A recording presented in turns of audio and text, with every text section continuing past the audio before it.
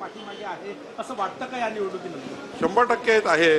जेव्हा आम्ही निवडणुकीच्या प्रचाराला गेलो तेव्हा ग्रामीण जनता सुद्धा डबल इंजिन सरकार आणि मोदीच्या सरकारच्या, केंद्र सरकारच्या योजना, राज्य सरकारच्या योजना हे आम्ही मांडल्या आणि मला या ठिकाणी आनंद वाटतो की देवेंद्रजीच्या नेतृत्वामध्ये आज आम्हाला महाराष्ट्रामध्ये एक मोठं यश मिळालं आहे. पुणेमध्ये राष्ट्रवादी काँग्रेसची एखादी सत्ता येताना दिसत आहे. अजित दादांच्या पाठीशी तो जिल्हा उभा राहिला नाही, पुणेमध्ये तर आधीच त्या ठिकाणी माननीय अजितदादा यांच्या पाठीशी जिल्हा आहेत. पण ठीक आहे, आता त्यांनी त्या ठिकाणी जिल्ह्याने जे मत दिलेलं आहे आणि अजितदादाला जरी मत दिलं तरी महायुतीलाच मत दिलं आहे. त्यामुळं महायुती या ठिकाणी महाराष्ट्रामध्ये येणार आहे. काही अजितदादाचे अध्यक्ष बसतील, काही एकनाथ शिंदेजीचे त्या ठिकाणी शिवसेनेचे असेल, रत्नागिरी वगैरे त्या ठिकाणी दिसत आहे.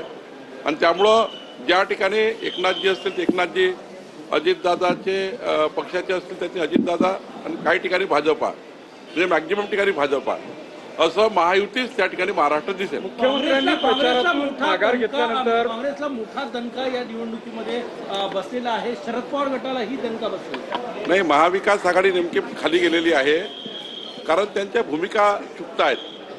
टीका टिप्पणी करण्याच्या भूमिकेने आता महाराष्ट्र मत देत नाही, महाराष्ट्र विकासाला मतदान करतं. त्यामुळं टीका टिप्पणीवर काही मतदान मिळणार नाही, निगेटिव्ह बोलून मतदान मिळणार नाही.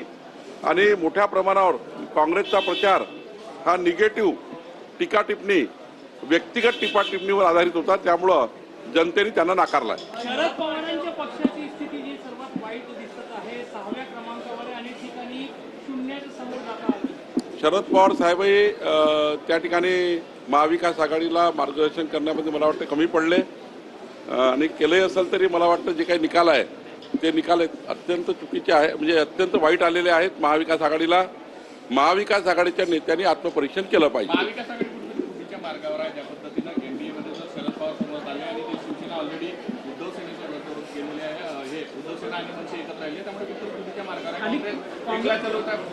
काँग्रेसनं काल घोषणा केली म्हणजे अप्रत्यक्ष की आम्ही आता स्वबळावर सगळ्या निवडणुका. नाही, काँग्रेस पार्टीच्या नेमक्या भूमिका चुकत आल्या आहेत आणि काँग्रेस पार्टीच्या भूमिका या निगेटिव्हिटीच्या आहे.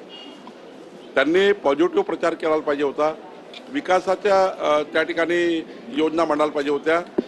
आणि काँग्रेसची स्थिती देशामध्ये वाईट आहे, महाराष्ट्रामध्ये सुद्धा काँग्रेसची परिस्थिती वाईट आहे कारण तिथे व्हिजन नाही आहे.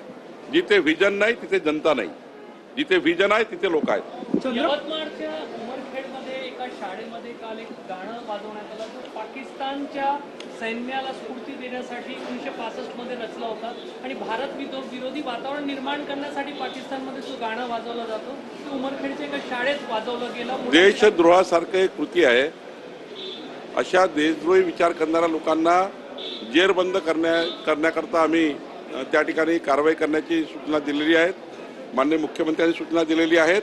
आणि ज्या ठिकाणी अशा पद्धतीचं पाकिस्तान दर्जेने वर्तन ज्या शाळा करतील, जे लोक करतील, त्यांना देशद्रोहासारखं त्या ठिकाणी कायदे कलमा लावून त्यांना अटक केली पाहिजे. चंद्रपूर महानगरपालिकेत उद्या महापौर पदाची निवड आहे, चुरस आहे, भाजप त्याचे प्रयत्न करतात. नाही, भाजपने हा विचार केला आहे जर कोणी आमच्यासोबत आलं तर आम्ही ना म्हणणार नाही, पण जर नाही आलं कोणी तर आम्ही विरोधी पक्षात बसू.